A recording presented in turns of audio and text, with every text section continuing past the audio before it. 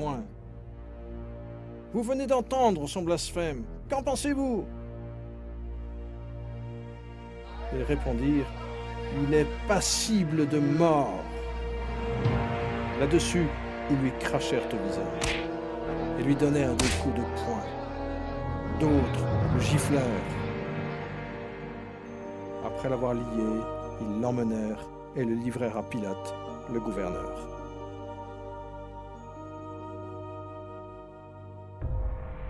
Mais il ne répondit rien aux accusations des principaux sacrificateurs et des anciens. Ceci est aussi l'accomplissement d'une autre prophétie.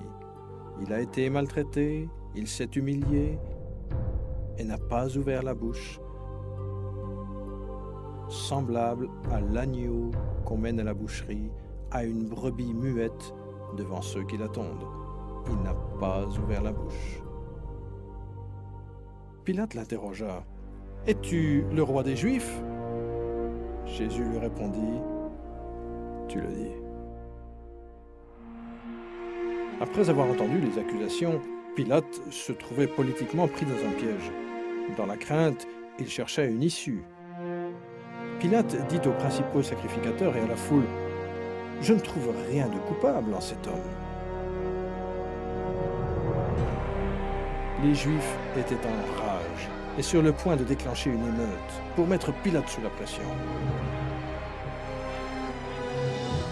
Cela se passait un jour de fête juive, et Pilate savait qu'une coutume exigeait qu'on relâche un prisonnier ce jour-là. Pilate voulait libérer Jésus. Les soldats amenèrent devant le peuple un meurtrier nommé Barabbas, pour qu'il choisisse entre lui et le Seigneur Jésus. Pilate demanda à la foule quel était celui qui devait être libéré, Christ ou Barabbas. Mais à sa grande surprise, tous crièrent « Non pas lui, mais Barabbas! Barabbas !»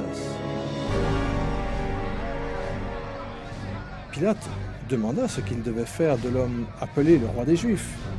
La foule cria « Crucifie-le !» Pilate comprit que Jésus n'avait rien fait qui mérite la mort.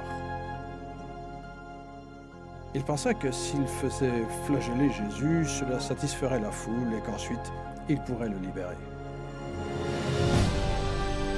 Jésus fut alors emmené par les soldats pour être flagellé. Le Seigneur Jésus contrôlait pleinement la situation. Chaque étape de la crucifixion avait déjà été planifiée au ciel par Dieu le Père, Dieu le Fils et Dieu le Saint-Esprit, avant même que la terre soit créée. Ils attachèrent les mains du Sauveur à une poutre située au-dessus de sa tête et ils le fouettèrent. Ainsi s'accomplit la prophétie « J'ai livré mon dos à ceux qui me frappaient ». Jésus avait la puissance de les arrêter, mais il les laissa faire volontairement. Il y avait habituellement des pièces de métal et de plomb, ainsi que de petits morceaux d'os aiguisés, attachés aux lanières en cuir du fouet. On ne fouettait pas seulement le dos, mais tout le corps, jusqu'aux jambes.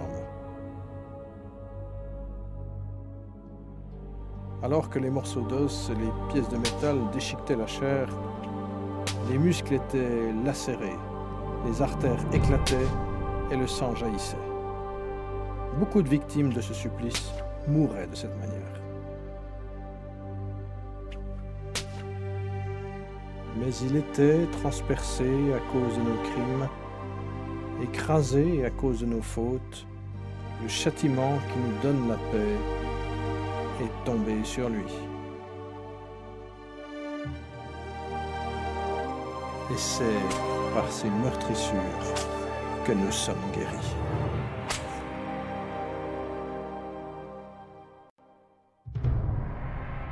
Vous souvenez-vous que les épines étaient une des conséquences de la malédiction de la terre à cause du péché?